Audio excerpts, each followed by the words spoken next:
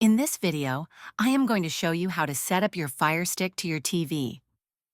First, take your Amazon Fire Stick out of the box and plug it into an available HDMI port on your TV. If your TV has multiple HDMI ports, note which one you are using, as you'll need to select it later. Next, connect the included power adapter to your Fire Stick and plug it into a power outlet.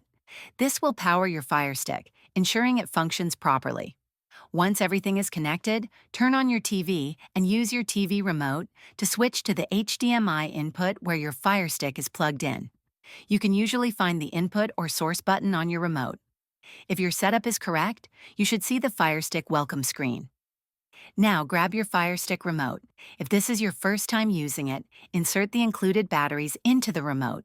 Press and hold the home button for a few seconds to pair the remote with your Fire Stick.